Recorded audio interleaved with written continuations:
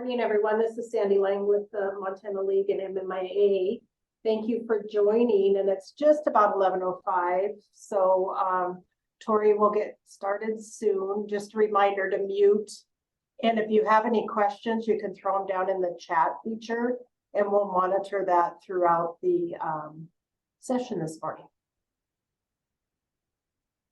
Thank you so much. Good morning, everyone. Thank you for coming. I will be admitting people as I talk, so if I look distracted, I'm just trying to make sure everyone who wants to get through can get through.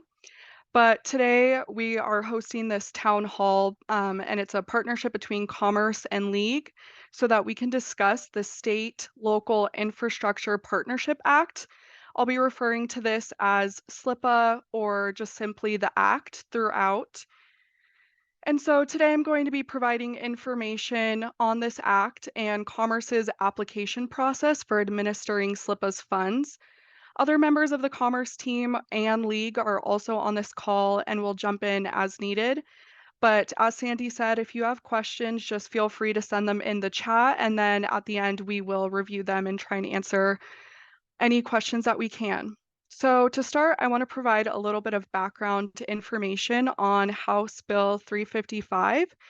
So this year in 2023, the legislature enacted SLIPA by passing House Bill 355, and this bill tasked Commerce with distributing SLIPA's funds in accordance with the bill.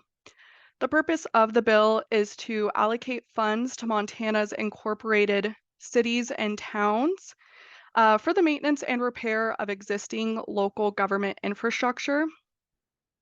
The funding for this bill is an appropriated $20 million from the general fund to Montana's incorporated cities and towns.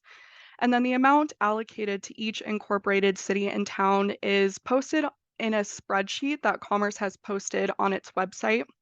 And I'll provide the link for that towards the end of this presentation. So in thinking about funding, we also need to acknowledge that for each project that would be submitted, there's a requirement for a local cash match of 25%. And this local cash match is defined as revenue generated by the local government, including via its tax system. And it's important to note that the local cash match may not include in-kind contributions of good or in-kind services. So now that you kind of have the funding in mind, I want to go through the eligible projects. So as I mentioned, the projects that are going to be proposed by each city or town must maintain or repair existing local government infrastructure. And some examples of this that are specified in House Bill 355 include drinking water systems, wastewater treatment systems, fire suppression systems if independent of the drinking water system, streets, roads, bridges, landfills, streetlights, airports, public grounds and buildings, and projects that expand existing water and wastewater treatment plants that are being operated at 90% of design capacity or greater. So this is kind of some of the important information that is specified in House Bill 355 that I wanted to note today. But now with this information in mind, I want to go through the application process and timeline for applicants. Hello? Yeah, it's Kelly. Before you move on, I just wanted to read a question that is in the chat. Okay, yeah. And that should be from another grant, i.e. ARPA funds already in process. I'm going to have John answer this if he's on the call. And if his mic is working. Can you all hear me? Yeah. And so 355 does say it has to be local cash. And so under the guidelines, that's being defined as generated at the local level. So if the funds are coming from elsewhere, that wouldn't fall within the definition in the bill itself. I will say that if you're one of the communities, which I think is most of our smaller communities, if you claimed your ARPA as lost revenue, then it's just all part of your general fund. You've probably already spent it, but if you haven't, that would be local cash at this point. And one, follow-up to that as well is take a look at the application after today's call And all it's requiring there, and Tori, correct me if I'm wrong, it's basically an attestation that, that there is a local cash match. And so I think that you're absolutely right, Kelly, that in those circumstances, if it's kind of a reimbursement for lost revenue, those are local dollars at that point. Thanks, Thank Tori. you. I'll just Yeah. keep an eye on the Yeah. chat. And Thank you. I really appreciate it. Sorry, I'm just admitting some more people. But yeah, so for the application process and timeline, so first applicants are required to solicit and accept applications by December 31st of 2023, so this year. What Commerce is looking for in our application that, as John mentioned, you can look at the end of this informational meeting, is we're just asking that applicants sign a certification that they solicited and accepted applications, but we're not requiring additional documentation such as the applications that cities and towns will receive during this process. And we just wanted to provide some examples of what soliciting and accepting applications can look like. So this can include advertising the need for project applications, and another way that has likely happened by cities and towns already is discussing potential projects with department heads, so public works or parks, and then hosting public meetings to discuss and identify potential infrastructure projects. So like I said, it's very possible that cities and towns are kind of already aware of a lot of those projects that are up and coming that need to be done. And so just having these conversations with department heads to identify these projects is one way that you can solicit and accept applications. So after this, soliciting and accepting kind of that initial process, the city or town will then hold a public hearing. There's not a deadline for this public hearing. It can happen before or after December 31st of this year. And it just needs to happen after that solicitation and acceptance process. However, Commerce is requiring that this public hearing be held before the application is submitted to Commerce. And one way that we are going to require kind of proof of this public hearing being held is we're going to require that the applicant, through the application, submit proof such as public advertising or notice of the hearing, meeting agenda, meeting minutes, or sign-in sheets from the hearing. And so this public hearing is an important part of the process in creating a priority list, which is next. So applicants will create a priority list of the identified projects that they would like to do. And so in this list, they will identify in priority what projects they would like to work on. And part of that identification of priority comes from, like I said, public feedback, utilizing capital improvement plans or other planning documents. And also a really big part of this is just considering the cost of the project and the requirement to have the 25% local match. And then the House Bill 355 gives priority to projects that maintain or repair publicly owned drinking water systems, publicly owned wastewater treatment systems, and municipal fire suppression systems that are independent of a water system. So although Commerce through this application process will not be substituting its own judgment for an applicant's priority list, this priority requirement in House Bill 355 will be considered and should be considered by applications as they applicants as they submit their applications. So these three steps are very important because all three of them must be done before an application can be submitted to Commerce. So again, I just want to kind of acknowledge. So first, a applicant needs to solicit and accept applications. They then need to hold a public hearing, and then they need to create a priority list. So once those three things are done, the applicant can then submit the priority list as well as applications for each project that they would like to submit to Commerce. And Commerce is asking that applicants turn these applications in by March 30th of 2024. Once these applications are received by Commerce, Commerce will then review the applications for compliance with the bill and notify applicants of compliance or non-compliance. So like I had mentioned, on Commerce's website, you can find the grant application guidelines and application, as well as the table with each city or town's allocated funding. And I'll just pop that in the chat really quick so you guys can pull that up and take a look for yourself. But as for the actual application process for submitting applications, we feel that it's important to kind of just focus on these 3 things that need to happen before an applicant can submit their application.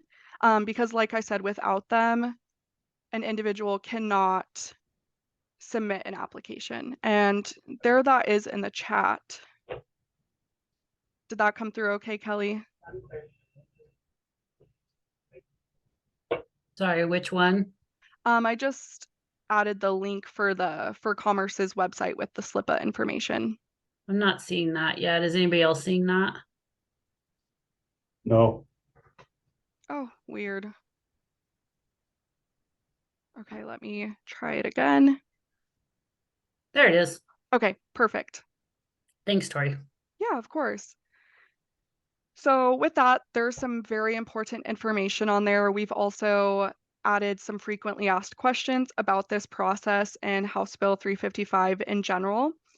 We also will post the recording from this town hall onto our website as well.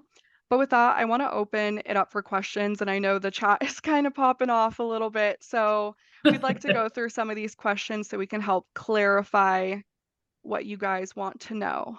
Yeah, and I'm happy to go through these as well. I've been trying to answer them, and I see that John is as well as we go through here. The one thing I did want to mention, because I think it helps clarify, Tori, and I don't know if you touched on this before I jumped on.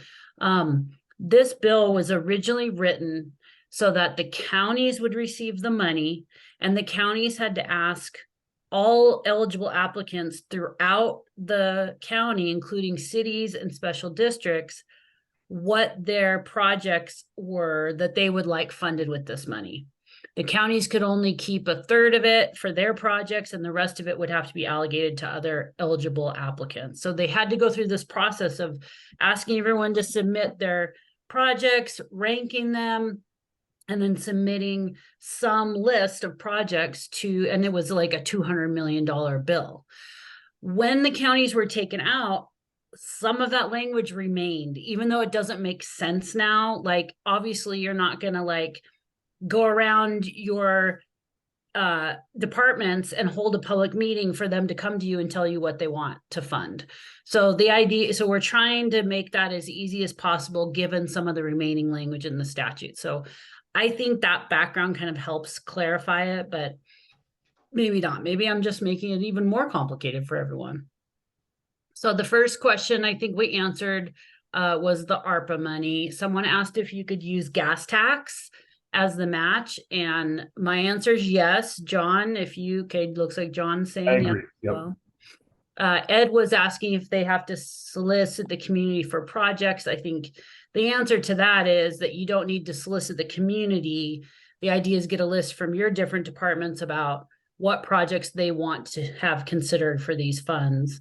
And I'll just jump in, Kelly, quickly, that you can do that, but we're not, looking at that as a requirement. You do have to solicit and accept applications, but they can come from departments, and that probably makes more sense given these circumstances. Yeah, and I mean, given the infrastructure list, I think it would be very difficult to have any other applicants out there. I mean, it specifically says that the only people who can get the money are the cities. Mm-hmm. I mean, how would Department of Commerce treat a sub-recipient agreement? So I'm not talking about sub-recipients, but if there's someone in the community who says, gosh, I think it would be great if we invested some money in a public park, and we think that should be a priority for the local legislative body to take a look at. I think that's totally fine to take applications or ideas or suggestions from members of the public. that could qualify as soliciting or accepting, application ideas. But I think that, in reality, it probably makes more sense to get ideas from department heads within the local government. And So- John, isn't that something that could happen as part of the public hearing that you're having later on? Yeah, I think that would be absolutely appropriate as well. Yep. Okay. Someone was asking who is speaking, Tori, so I was introducing you. Someone asked if counties are eligible applicants. I mean, the only eligible entities to receive the money are cities and towns. Amanda from Helena was asking if the elected body needed to vote to accept the priority list, and my answer is the vote, I think, is what projects you're actually going to submit for to Commerce, not the priority list necessarily. You want to do the public hearing on the priority list, you create the list, you prioritize it, you have a public hearing on that, you might change those priorities, and then the governing body has to vote to decide what items they're going to submit the applications for to Commerce. Yeah, and I don't even know if they need to officially vote on that. That's probably a best practice. The bill itself just says you have to hold a public hearing, and then based on the information that you gather during that public hearing, you submit your priority list to Commerce. So if you want to have a vote, that's great. But that's not necessarily something that we're checking for on this end. Even better. Okay, then there was a question about, let me jump a little bit, because there was first a question about whether or not a CIP would be a good a current CIP count for prioritization and solicitation of projects. And I think that a current CIP would be a great way to establish why you prioritize the list the way you did and how you chose your project. But Jeremy, in terms of the December 31st deadline, you need to identify a list of projects, which I think, and John, jump in here, I think could be, and if it's a recent CIP, but you still have to have a public hearing on that. Correct. Yep. And it needs to be forward looking. So these are kind of prospective projects. But yeah, I guess I don't see an issue with kind of using that as a launch pad for holding that public hearing and getting kind of public feedback on the proposals. Perfect. Ed said, you guys stop talking, let us ask questions.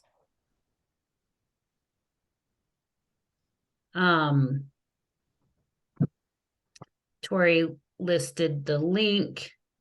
I think we answered Jeremy's question. What's the maximum amount that can be requested? That's coming with the link. Tori, does that link have the allocations posted? Yes, it does. So underneath grant limits on the website and the link that I provided, we have House Bill 355 funding allocation. And if you open that is a table that goes through how much funding is allocated to each city and town.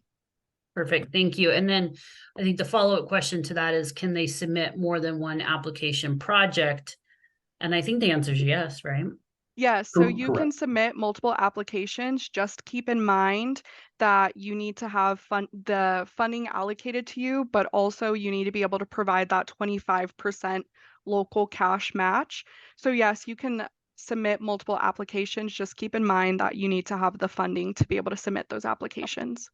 And I put up in the chat at the beginning, the cash match is for your total project. Correct. So the bigger project you come in for, even if your 355 allocation is small, you could be putting yourself on the hook for some pretty high match numbers. So that's why I was kind of encouraging people when I was talking, people look at kind of, smaller projects that have kind of been waiting to get done, because you are going to have to, if you pick your big wastewater improvement $10 million project, you're going to be having to do 25% match of the total project costs. And I'll jump in to Kelly and just kind of, this website folks should take a look at it and the application, but there's also frequently asked questions that Tori has put together that answers, I think, probably a lot of the questions that folks have right now. So please do use that as a resource and take a look at that, because hopefully that will answer many of the questions that folks on this call have. Yeah, and I think that was the next request on the chat was, can we look at these questions and answers later? And we can make sure that these get incorporated into that fact sheet. And with the recording being posted to this website as well, these comments in the chat should just be added to that recording. You should be able to see those once you review the recording. But yeah, like everyone was saying, a lot of these answers are going to be in that FAQ section as well. Perfect. Lainey is asking if you can go back and review the December 31st deadline and what needs to happen by that deadline. And then March 31st, I'm not sure I heard a March 31st deadline, so hit on that as well. Absolutely. So the upcoming deadline on December 31st of this year, that is when applicants need to solicit and accept potential projects. So that's just kind of the first step in the process. So a city or town will, like I said, reach out to department heads or just send out a request for applications. And then that March, and I believe it might be actually the 30th. Let me just double check. So on March 30th of 2024, that is when Commerce is requesting that applications be submitted to Commerce. So that's when you have satisfied the soliciting and accepting applications for potential projects, held the public hearing, and created a priority list. Does that answer it, or do you have a follow-up question to that question? Lainey, just jump in and if you needed something else there. I do have a follow-up question. Thank you. You did answer my question. I just I wasn't keeping up. And let me piggyback on that quick, Tori. I mean, I think that's exactly right. The December 31, 2023, that's a hard deadline. I mean, that's coming out of the bill itself.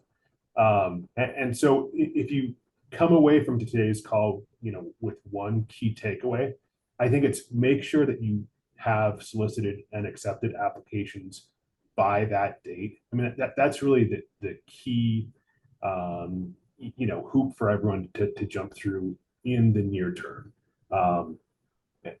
And once that happens, we're happy to have follow-up conversations, answer questions. We just want to make sure everyone gets through that initial deadline, because that is coming straight out of the bill itself. The March 30th deadline, that's more aspirational. That's to kind of keep the process moving within the kind of broader timeline set by the bill. We have more flexibility with that deadline, but we don't have flexibility with the December 31, 2023 deadline. So just want to encourage folks to take that deadline seriously and make sure that you have gotten applications by that deadline. December 31st. Correct. So I know, John, I'm going to push you a little bit on this because I know you keep mentioning applications, but I think the issue is no, they're not going to get applications from departments. Like we have situations where we have just a clerk and a mayor, and they're going to have a conversation about which projects they want to do. So we're talking about two different applications. So there's the applications you have to solicit on the front end for projects, then you hold the public hearing on those applications. So we'll refer to that. It's kind of the first set of applications. After you have that priority list, after you've gone through that process, held the hearing, got a priority list, then you submit an application to Commerce. Right. And that application, we've got a copy of it on the website. It has to have the information that's kind of lined out in Section 6 of House Bill 355. But I think that we're talking about two different applications. No, I'm talking about the first process that you keep referring to, where they have to solicit applications by December 31st. And I think that what we're hoping from our folks is that that can just look like, a list. Yeah, and I think that's pretty much right.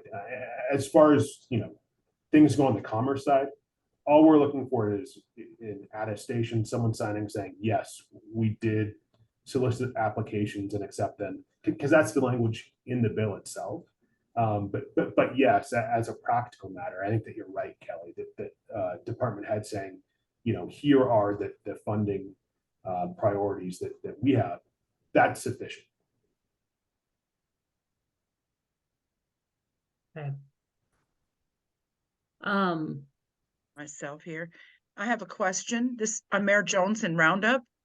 I guess the question I have is, this application that's online, is that the one that we solicit for, or is that the application that will go to Commerce? That That's is the the one that would go to application. Commerce. Yeah. That will go to Commerce, okay. Yes, ma'am. So do we need to create our own application form of sort for this list to be comprised? You do not. Okay. So basically, the Public Works Director is going to help us with this project, and our clerk treasurer. But there's other people I know that's listening in on this call that is very active in our community. So the public input, they can submit some project applications as well for us to consider, as long as it fits in this criteria. Am I correct about that? I think that's correct, Mayor. As Yeah. long as it's an You eligible have- project. Correct. You have some discretion as to what, you're interpreting that language to mean. But ultimately, you just have to be able to tell us at Commerce that, yes, we did solicit applications by December 31st, because that's what's required by Okay. the bill. But I think that Kelly's right, and that you're right, that you have some discretion to decide what that means and what the best process is for that. Okay. We're not going to be second guessing those decisions on this end.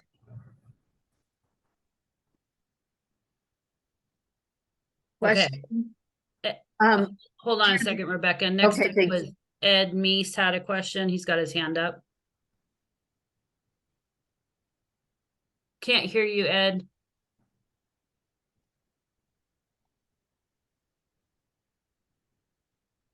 He's Still can't hear muted. you.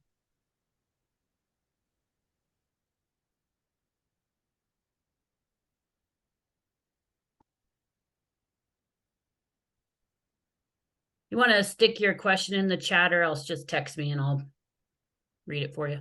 Is the question you have the one you sent in the chat already?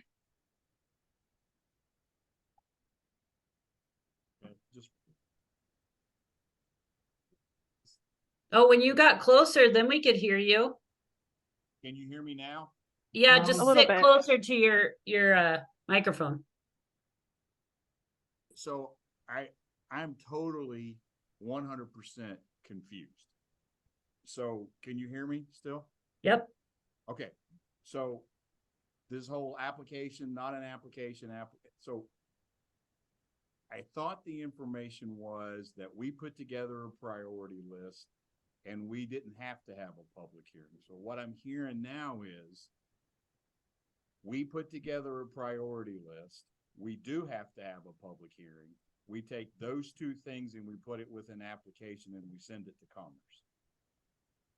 So let me just clarify for you, Ed. You do not have to have a public hearing before the December 31st deadline. But we do have to have a public Yeah. hearing. All right. So this application, community application thing, are we saying that we then have to solicit applications in the community? No. So we have a priority list. I was going to put that on consent, but what I'm hearing now is take it off consent, hold a public hearing, put the application with the priority list, document the public hearing, and send that all off to Commerce. Yes.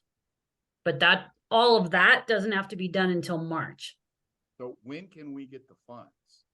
When we get our stuff to Commerce, or is there some future date after that? So it'll be at some future date after that. The application gets to Commerce. It has to have all the information It's outlined in section 6 of 355. Once that's done, we'll say, yes, this all is acceptable. And then the next key language in 355 is in section 12. Once those conditions in section 12 are met, that's when dollars can get out the door. So what are the conditions of section 12? So there are various conditions.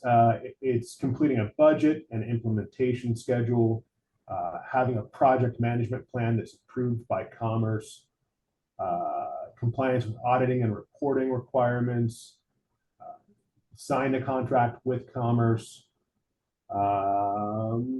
making sure to have permits in order. It's all laid out by the bill, and that's all laid out in the FAQs and the application itself. So the funding that we're applying for now, we probably aren't going to see until fall of next year. Yeah, that is probably a fair, estimate. John, isn't it a reimbursement? Yes. Yes, it is by Okay, reimbursement. so Ed, this language was taken from the TSEP statute. So essentially what you're going to have to do is do what you have to do to get your TSEP grant. And then once Commerce has signed off on that, then you can start your project. I guess the question to Commerce is, can you start the project before you've met the startup conditions and then get reimbursed for costs? Because that way we won't miss a construction season. Right. I mean, that's exactly what I'm after, because if we have to wait till fall of next year, we're into construction in 25. Yep. Yeah, and I think that we're talking about the conditions in section 12, Kelly. Yeah. Yeah, I mean, I think that is fair. That there's nothing prohibiting you from starting the process, starting construction. The dollars just don't go out the door until those conditions are met.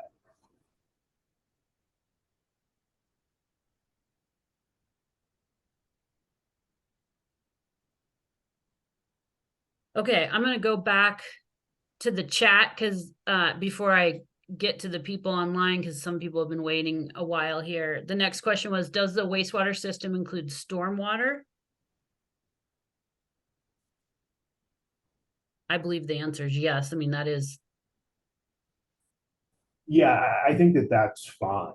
I don't see an issue with that. And the list in section 4 of 355, it's not exhaustive. So it's giving examples of types of maintenance or repair of existing local government infrastructure. So yeah, I think stormwater would fit within that. And then her second question is, so the counties are no longer a part of the application process, and the answer to that is correct. They were taken out of the bill entirely. Correct. Susan, did you want to ask this question you put in the chat, or did you have another question? Well, it's combined to that, Kelly. So, under section 6, it said these are forward-looking projects, not a past project.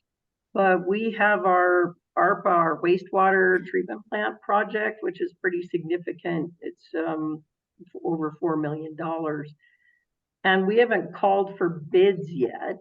And as most of you are now experiencing, bids are higher, right?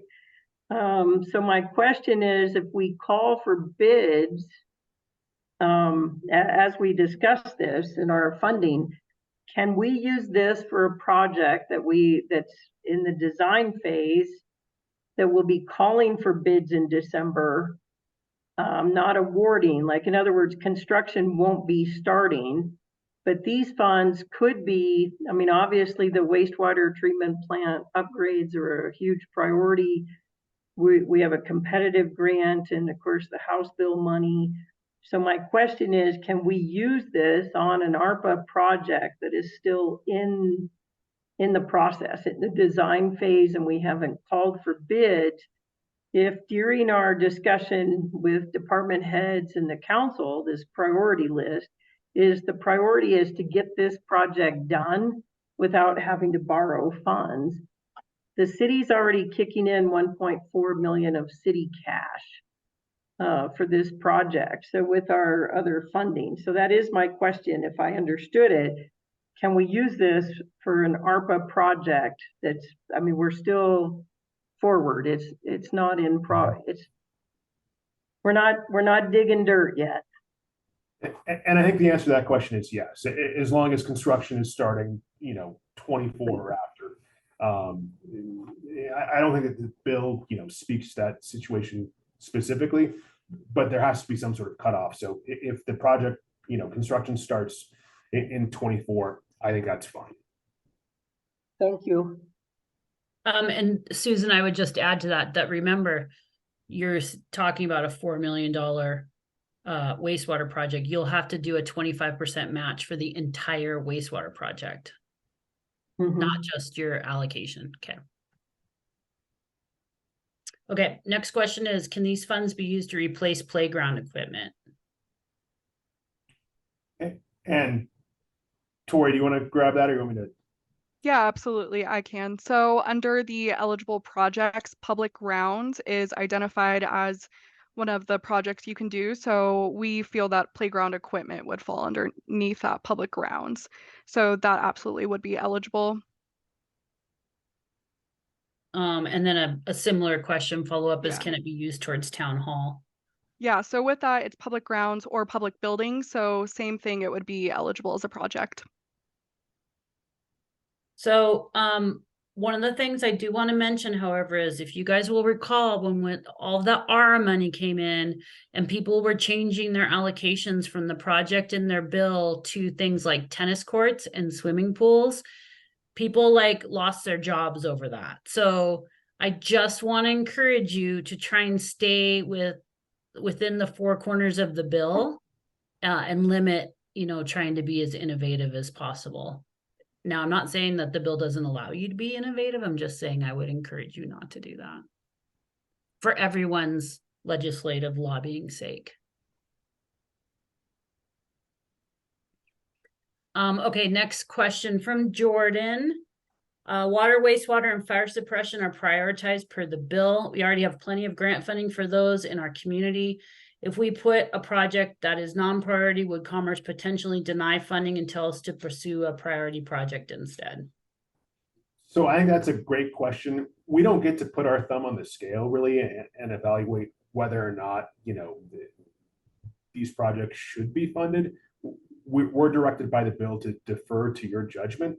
So the way I interpret 355 is that the legislature is directing cities and towns to prioritize those projects.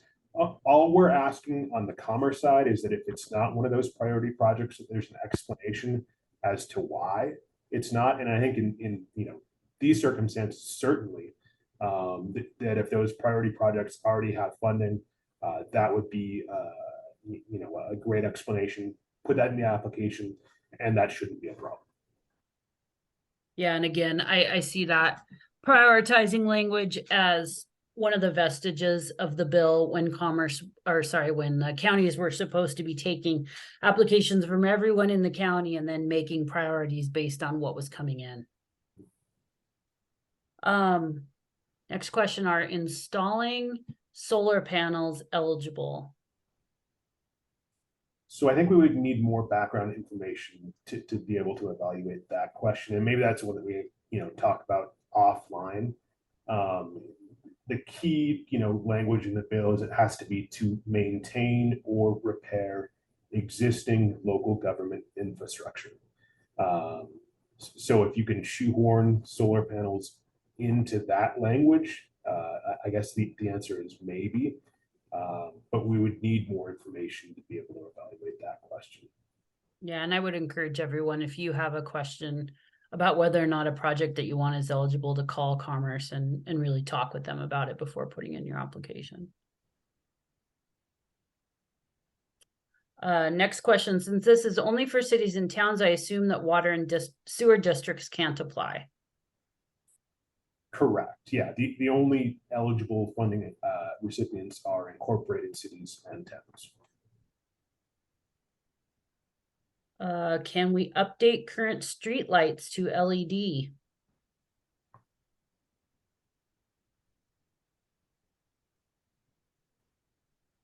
So I think the answer to that is probably yes.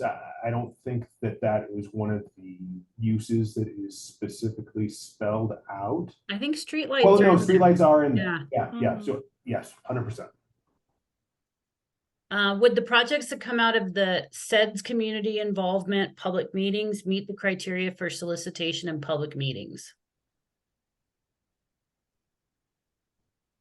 Can you give us some background on that, Kelly? I'm not sure. So the SEDS are basically what the regional economic corporations do to identify the projects in the area that it's kind of like a CIP, but it's like broader and regional. I think my response to that, an initial response to that, and of course you'd want to talk to Commerce about any particular project. But I think that you are going to have to do a public hearing sometime between now and when you submit your application to Commerce. So you can take that list from your SEDS as your priority list, but I think you still need to go through that public comment process before you submit the application and identify what projects you're prioritizing to submit for an application.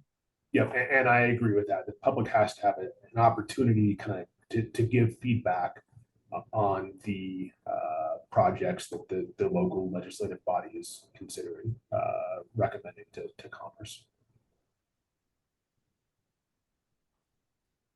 All right, Fairfield thought we were going too fast. Hopefully we've slowed down a bit. You guys were kind of hitting the chat room there a little hard. There's 28 new messages, so we're not quite through it yet here. We'll take that to mean that everybody is excited about this. I know, right? We appreciate that. And don't worry, I mean, I'm sure that Commerce would be happy to have another conversation about this if folks start to look into it and feel like they need to really dig through questions again. I think that's right. The key for me, for today's meeting is making sure everyone knows about that December 31 deadline. Once we clear that, I think that there's more flexibility to have follow-up questions and kind of flesh out how this process will work in practice moving forward. We just want to make sure that folks know about that deadline and have a plan in place to meet it. And that's a perfect segue into the next question. Does the application need to be submitted by December 31st, or do we just need a list created and a public hearing done before December 31st? And John, let me jump in here. So the application does not need to be submitted to Commerce by December 31st, and you do not have to have a public hearing before December 31st. You do want to have the list created.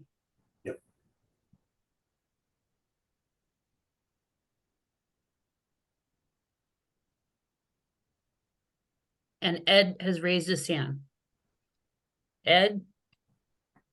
So just to be clear, if we get our stuff to Commerce, okay, first off, are we doing a separate application for every project on our priority list, or is it one big application? So it would be, if you want funding for one project, it would be one application. If you want funding for multiple projects, I think it would be multiple applications. Is that fair, Tori? Yes, you can. The priority list is just that one priority list, and Commerce will take that into account if you submit multiple applications. So, for example, if you have priority 1, Commerce is going to look at that for your first project application. However, you'll submit multiple for multiple projects.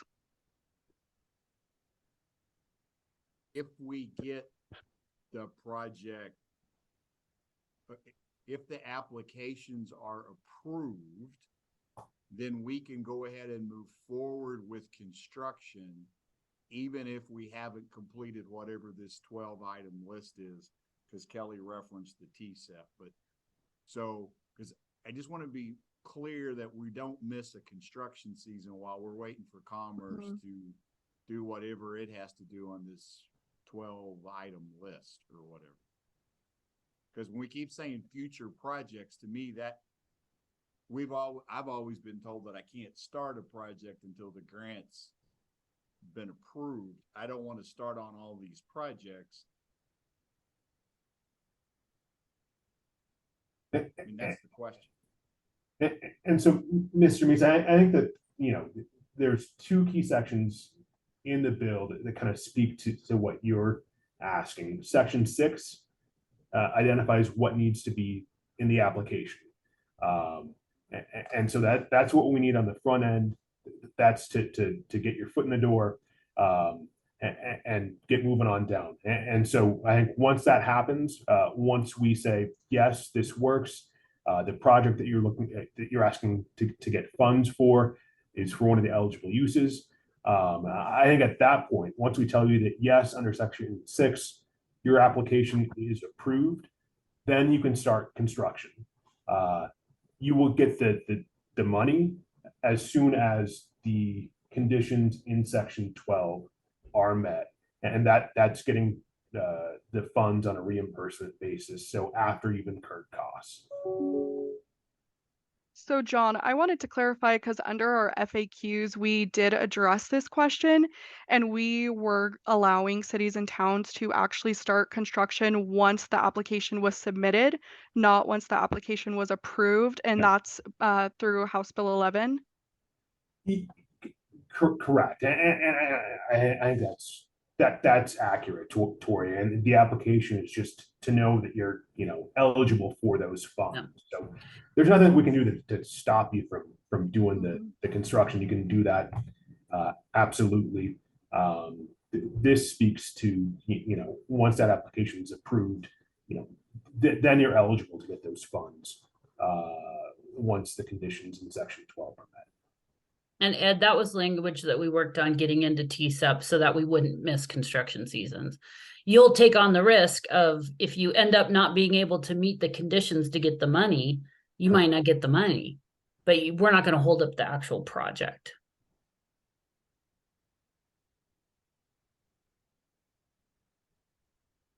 This is Becky. Commerce. Thank you, Kelly, for that supportive conversation. I guess is if you submit a project for this program that is questionably eligible, you are increasing your risk to be reimbursed in the future. If you submit a project that is clearly eligible, your risk goes down to the point Kelly was speaking to, with risk of when can we get the money, and recall that it is reimbursable, not cash up. Projects that are risky. I'm just making sure that if we start a project, that Commerce doesn't come behind us and say, you can't be funded for that because you got started before we got all your other boxes checked. Because that has happened to me from the state of Montana before. And so I'm very paranoid about not having something like that in writing. So I just wanted to make sure that if we turn our deal in, when we can go ahead and get started on those projects, as long as we can wait for the reimbursement, however long it takes Commerce to get that to us. Is that correct? Yes. So the date that you can start construction is as soon as you submit that application. The application does not have to be approved yet, but as long as you submitted the application to Commerce, you can start construction on that project. And so if we submitted all 8 applications at once, gangbusters, go for it, and we're good. Yes, yeah, you can start construction as soon as the application is in. What John was saying is just know you have to be approved for funding still. And if for some reason you weren't approved, that kind of messes up, starting the project. But you can start construction as soon as you submit an application. Yeah, and it's not a guarantee that you're going to get the funds. You still have to have an eligible project. If you decide to start at the point that you submit the applications, right? That's the eligibility point for getting reimbursed for activities. Mm-hmm. But after that, you still have to be approved for those eligible projects, and you still have to meet all of the startup conditions for TSEP. Until those things happen, you are not guaranteed the funds. But we aren't going to hold you up. Commerce is not going to hold you up for the mere reason that you can't get started on construction until they are done with all of their review. So make sure that you feel comfortable covering those projects without this money if you want to move forward with construction.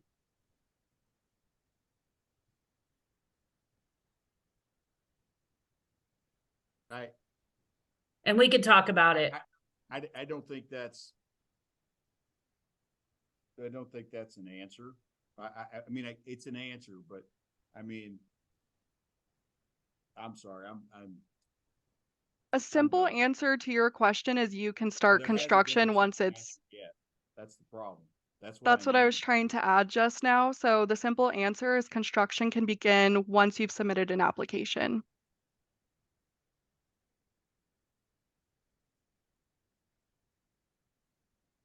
Okay, next on the list, Trevor from Haver wrote the eligible projects list from the statute into the chat. Thank you for that. And then Jacob Cody asked a follow-up sidewalks too.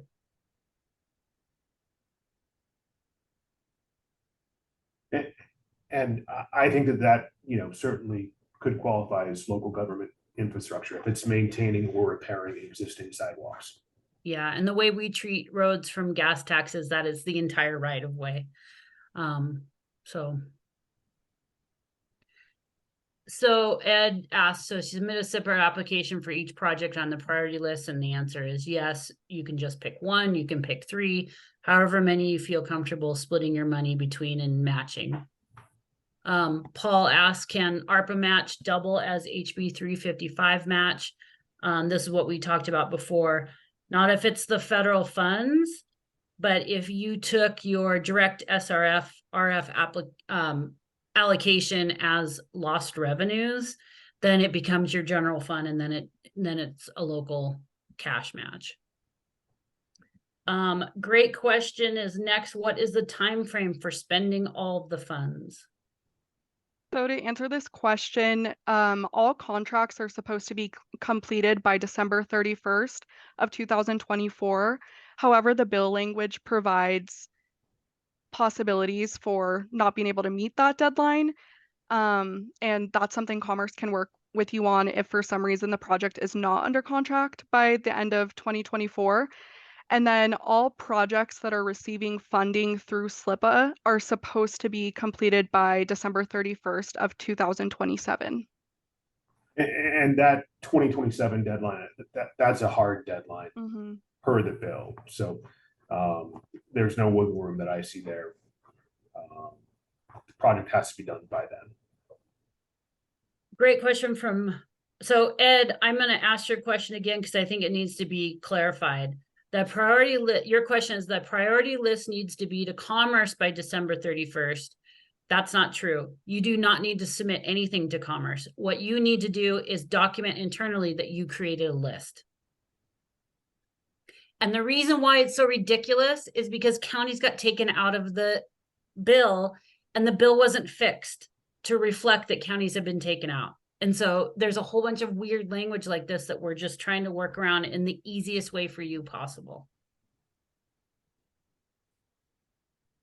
And all you have to do as far as the application goes with that solicitation is just be able to say, yes, we did solicit by December 31. That's all we're asking for on the Commerce side. And that was Jessica's question next. How do we document that? And I think it's just a matter of notating what you did and who you talked to and how you made your list. And we're not even requiring a document for soliciting and accepting projects. If the city or town wants to do that on their end, they're more than you can do that. However, we're just going to require an attestation that you did solicit and accept applications. We're not requiring that you submit anything to us of a document for soliciting and accepting. And so hopefully that also answers Ed's question about how things are turned around. Robbie from Staley says, when will the money be available for communities to use? And I think that's the conversation we've been happening about.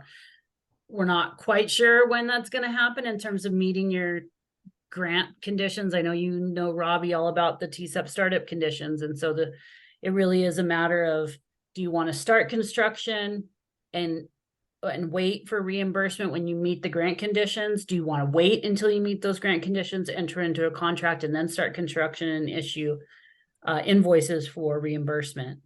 But hopefully sometime this summer.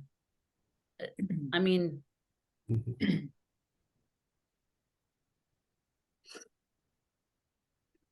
Terry Merrill from Culbertson, we can't use money for new buildings, but can we use to rebuild facilities that repairs are too extensive to try and repair? So would there be a maintenance or repair aspect to that question, or is that brand new standalone construction?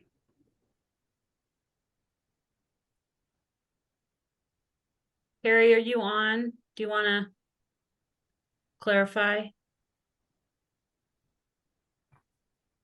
I mean, the way I read that, which I think is a good question, let's say we have a fire hall and it's in terrible repair, doesn't meet any requirements anymore. And so, and it would cost way too much money to repair it. It has asbestos, who knows? And so instead they're going to build a new fire hall and they'd like to use these funds as part of that. Does that qualify as maintenance and repair? You know, I think that would depend on the facts. And if you're in that vote, give us a call and we'll ask you follow-up questions. I don't want to peg us to an answer here because I think it does depend on underlying facts. The bill itself does say maintain or repair. So those are the marching orders that we have from the legislature. Craig Workman of Whitefish asked the same question. How do we show? Hopefully we answered that. Yep, thank you. Okay, great.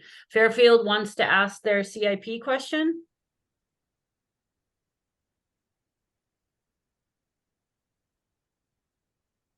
Tammy, are you on?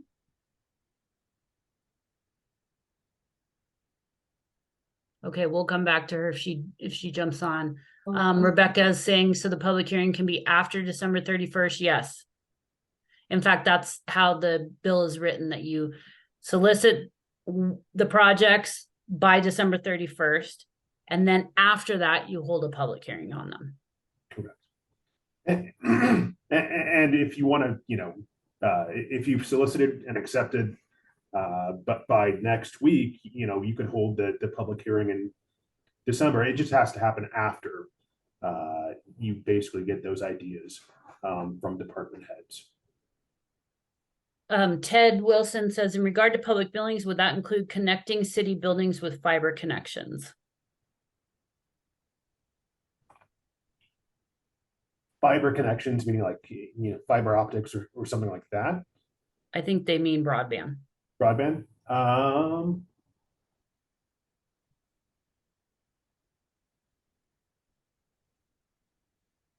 I think we'd have to look into that. I mean, I think that's starting to stray, you know, stray from the infrastructure requirement. That's a conversation we're willing to have offline, follow up, you know, directly. But to me, that seems like that's starting to get away from infrastructure. Yeah, and I agree. I think, you know, the bill is very clear. It's maintain or repair. And so I think it'd be hard to make the argument that that would be maintain or repair. Danette's asking, how do we document to show compliance with December 31st deadline? Hopefully we've answered that question. Danette, Kelly, and I are on the same page. Oh, that's shock. Rebecca, projects versus applications. Yeah, I think this gets to this issue about the solicitation that occurs by December 31st. Then there's an actual app, then you turn around and do an actual application to Commerce for whichever projects you pick that you want to spend this money on. Hopefully we've clarified that. Tiffany says, so just a time-stamped list. I think you're talking about the solicitation. You can document it however you want. Craig Erickson, would the purchase of a snow plow be eligible?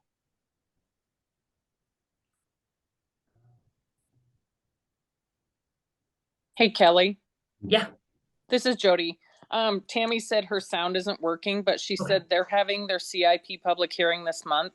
will that count as a public hearing for the grant application?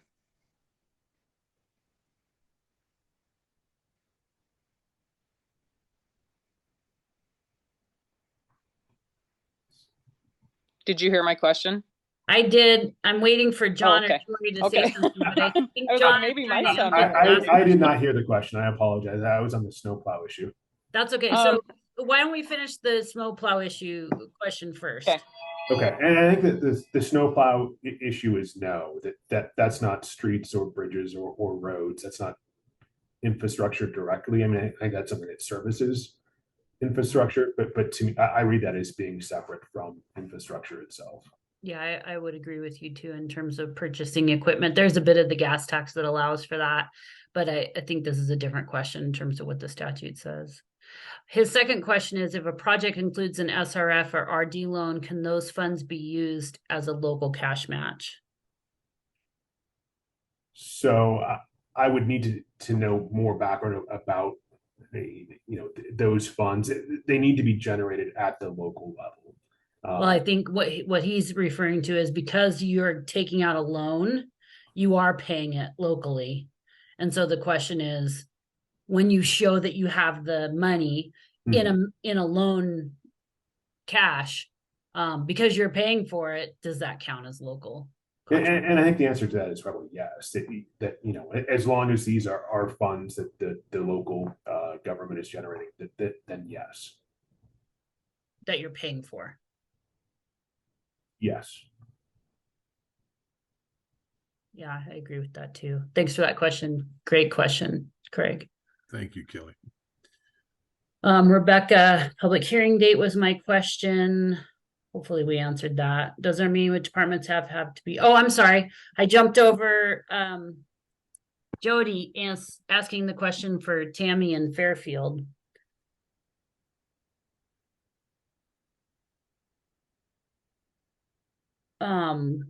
Jody, can you repeat the question for John? Or maybe she put it in the chat here. Now she can't talk. Kelly, she asked if the CIP public hearing they're doing coming up is enough. Perfect. Yeah, so they're doing a public hearing this month on their CIP. Will that count as the public hearing? I think that it could, provided that they, solicit, we won't call them applications, but solicit ideas and kind of gather them before that hearing and give notice and give the public a chance to weigh in on the 355 ideas. Then I think, yes, that could work. Yeah, I think the critical piece of it is telling the public that here is your plan for using your 355 funds. Once they hear that and can comment on that, then I think you've met your public hearing requirements. Agreed. Okay.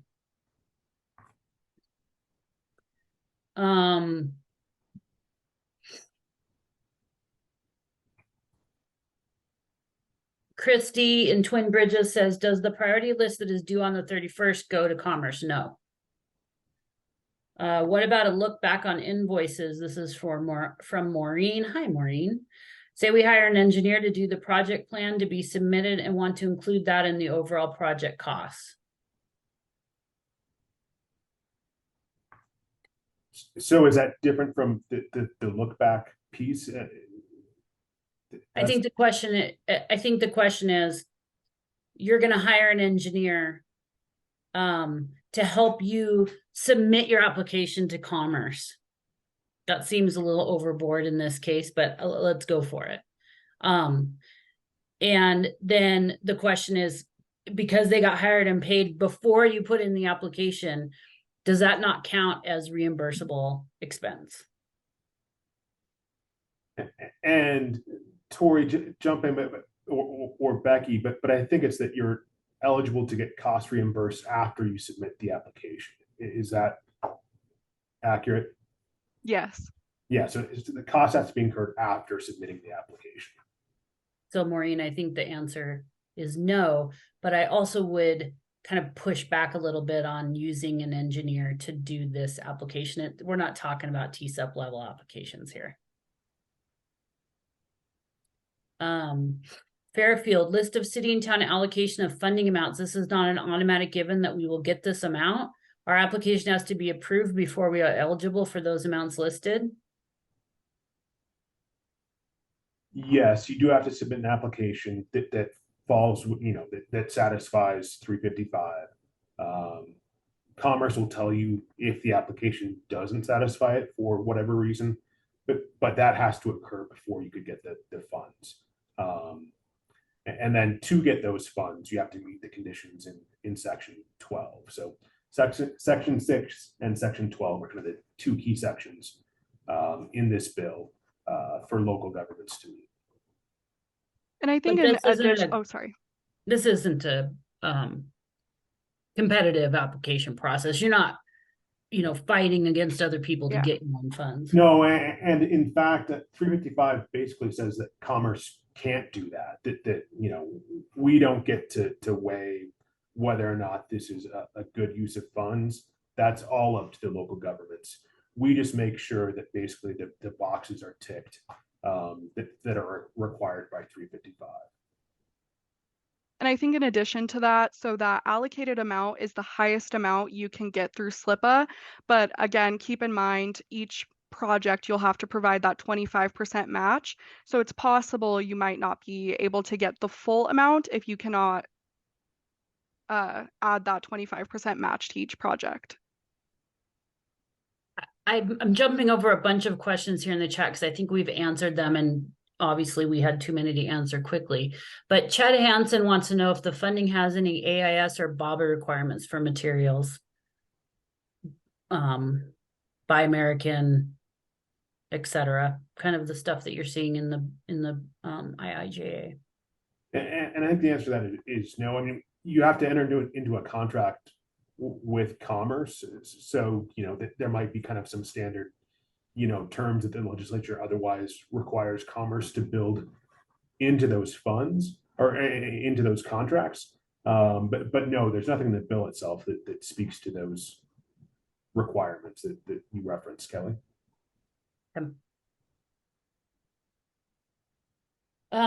Tiffany McHugh says, how detailed does the priority list need to be? Do we have to show full timelines and full fund allocations by December 31st, or can it just be a list of projects and then they can work through the timeline over the next 3 months before they submit the application? And from Commerce's perspective, that's entirely up to the local government. All that we're requiring you to do is to sign a box that says, yes, we did solicit prior to December 31st. So I think, Kelly, you referenced that it's a good idea to kind of keep documentation internally so that you can show that attestation was factually accurate. But that, all we need you to do is be able to say, yes, we did solicit by December 31st. Craig Erickson wants to know if Commerce will provide a template for the notice of public hearing that must be held. Doesn't have to be held by the end of the year. Hopefully we've made that clear. But for the notice, would you guys provide a template? Yeah, we can probably do that. That's not necessarily something that we're checking to see if you use the right, form or something like that. But yes, I mean, I think that's something we'd be happy to get to folks if that's something. And I can help with that as well. Okay. Would purchasing a security system be an eligible project? I think this is similar to the solar panel question and the fiber question. It's maintain and repair. So if you can kind of show that it fits that, otherwise I think you're kind of pushing the envelope there. Yeah, I mean, I think at best case, you say that we've got an existing public building that has an outdated security system. We're going to repair that system. I mean, maybe in that case, if you can tie it to public building, but it's got to be tied back to that, maintain, repair local infrastructure. And then a couple of people ask again about showing they've solicited and accepted those applications. Hopefully we've answered that. You just document it however you want to do it internally. No one's going to ask for that. I think just put it in your folder as part of how you reached the final decision of applying for the money. This is Becky Anseth, and I agree with your comment there, Kelly. It's for your own protection. If down the road, some resident came back and said, we didn't know this was happening, in your files, you have documentation to say, we did offer you the opportunity to participate.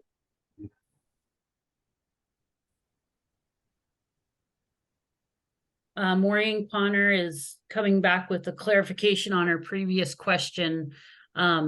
What about the planning phase? Are those eligible activities for reimbursement? So after you've submitted the application, you engage in some engineering, pre-engineering, permitting, bidding prior to the actual construction. Can those activities be reimbursed with these costs?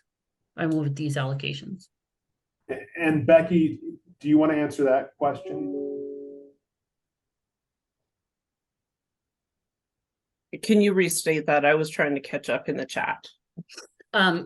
This one is in the chat. I'm just clarifying it. So she says, what about the planning phase of a project? She had asked previously what kinds of costs are eligible for reimbursement. So the question is, if you did some pre-engineering, permitting, bidding prior to the actual construction, are those eligible costs for reimbursement as part of the project?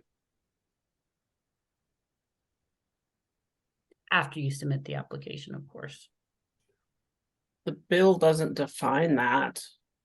And I think previously we had clarified that we anticipate costs incurred for reimbursement to occur after applications are submitted. So the planning, if it was occurring right now, would not be eligible.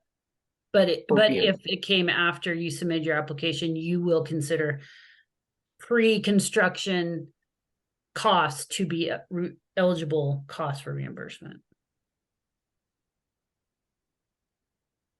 I think we need to think on that one. It's not defined specifically for us. Okay. I don't know that we can. We're a ways off from that. So, but I think it's a good question. Especially if people are picking those bigger projects, right? Is there a checklist on the website?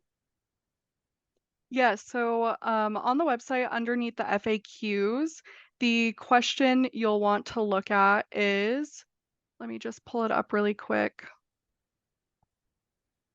What is the application process and timeline? And it's kind of step by step what needs to happen before you submit that application.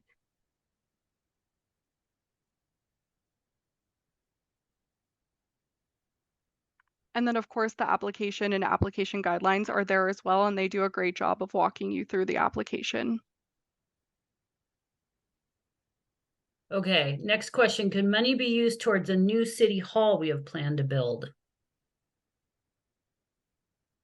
We answered this question earlier, but that would count as a public building, so we determined that that would be eligible for funding. Provided that it's maintaining or repairing a public building. So it would depend on the underlying facts, whether or not it meets, that portion. Yeah, I think the question is whether or not, at this point, you've made a decision not to repair an existing building and why you've done that. If this is brand new construction, no, then that's not maintaining or repairing existing infrastructure. Cascade says if there are lead service lines that need to be replaced, would that be an eligible project?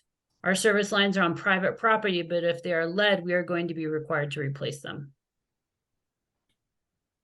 So I think that could fall into the, water systems portion of the language. The key question there is whether or not it's part of public infrastructure. And it being on private property, that's the only piece that jumps out. As long as it's public infrastructure, then yes, I think that would be an eligible expense.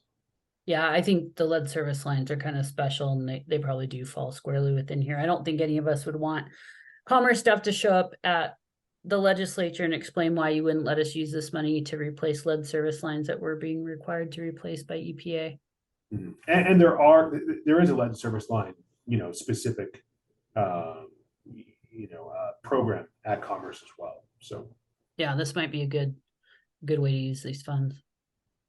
Sam from Libby, follow up, adding a heated roof to City Hall for melting snow and ice, had to repair roof several times. yeah, to me, that does qualify as maintaining or repairing a existing public building. And then Doug from Kalispell, did I hear correctly? In that replacement of playground equipment is allowable. And the answer to that is yes, if it's, public grounds, if you're maintaining, repairing existing, infrastructure on public grounds, then the answer is yes. And then Megan says, this was kind of touched on already, but our pool is in a huge need of repair update. Since it is public grounds, this would qualify. Just verifying before our city council meeting, as I know it will be a priority for our members. I heard pool in a negative light, so got concerned. Thanks for all of your help and patience. Do you want to answer that, Kelly?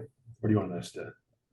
I mean, I think it's probably technically, if you're repairing it, an eligible project because it's public grounds or building. I just want to warn you that in the past that has caused, and I'm not underestimating this, huge blowups where people lost their jobs over decisions that were made to fund things like pools and tennis courts.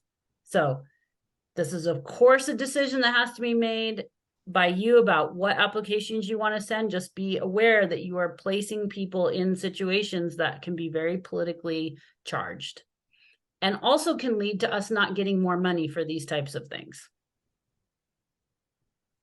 But it's your decision. And from the commerce, perspective, I agree that it technically would be qualifying. Do we have to show proof of the project list by December 31st and submit that to Commerce? No. Does that get submitted with the full application? I believe the answer is no. No, it's just an attestation that you solicited and accepted applications. There's no document required with the application or at the December 31st deadline. Perfect. If we do not want to use the funds, do we lose them? Yes.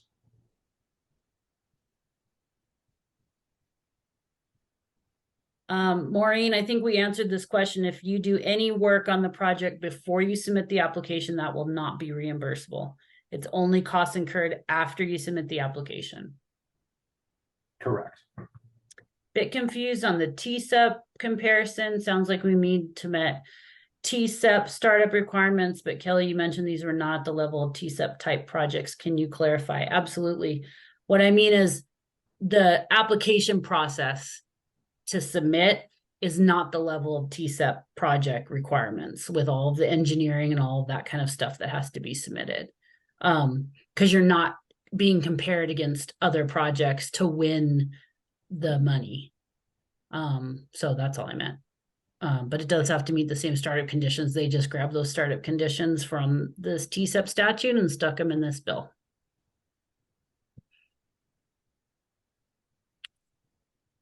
Tom, what happens if not every municipality uses their full funding? If a community has their collective ducks in a row, would there be a possibility for additional funds from those who did not meet or use all their allocations? So additional funds. So you're eligible to use up to the maximum indicated on that chart that Tori referenced that is on the website. There's no avenue to additional funds on top of that amount. Does that answer the question? I think so. I think the question is what happens to those funds that end up not being used, and I think they just revert to the general fund, state general fund, right? Correct. Yeah. So if one town elects not to use their funds, that doesn't increase the funding for other towns. Yeah. Can the local match include engineering design that is or has been done on a project to be constructed this summer? No, there's no allowance for in-kind contribution for the local match, and that's just a statutory requirement. If SRF loans are eligible as a local match, does that mean that the rates would have to be in place and the loan closed prior to using that as the match on the HB 355 application? Or would proof of starting their SRF application and schedule for closing meet that match requirement? I think that's probably a Becky question. I think starting the SRF application is not secure enough. We would want to see in the SRF process, there's a couple different stages. You can apply to be on the priority list, step one. Then you actually submit an application to SRF, step 2. 3, you actually receive a commitment of funding, step 3. 4, you would close on that loan. So I think we would want to see the commitment of funding, which means that loan is secured and the city is agreeing to taking on that debt rather than starting the application process. Becky, is that what you would want to see for the application to Commerce, or is that what you would want to see to meet startup conditions before reimbursement? To meet the startup conditions. Okay. So you could apply and just say, we've started the SRF application, and then later on show the proof that that is actually going to be the match. Correct. That loan was secured for the local. Perfect, thanks. All right, well, you guys just won't stop putting comments here in the chat. Does renovation of an entry area in a public building, I think, it doesn't say building, to increase security constitute maintenance repair for purposes of this bill? I think that's a yes. And I think the answer to that is likely yes. If it's maintenance or repair of an existing public building, the answer is yes. And I think what Tom's getting at is just to reaffirm, just because a city has potential drinking wastewater projects doesn't mean that they have to apply for those. They just have to justify why another option was selected. Correct. Yeah, you have to provide some explanation as to why you elected to propose a non-priority project.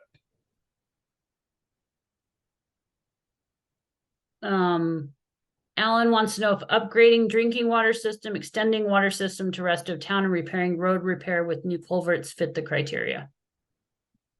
Yes, that is maintenance repair of existing public infrastructure.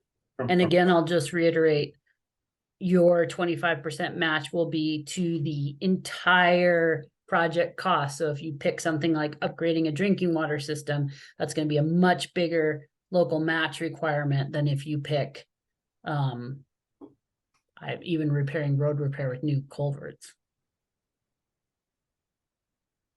And I think the key point in that question is extending an existing system, water system, to the rest of town fits within existing structures. Putting in a brand new water system would not fall under repair or maintenance of existing. So extending, I think, would fit. Awesome. Thanks, Becky. I didn't catch that. Good catch. Okay, well, believe it or don't, we've actually answered all the questions in the chat. Did anybody else have a question they want to unmute themselves and ask, or jump on the chat?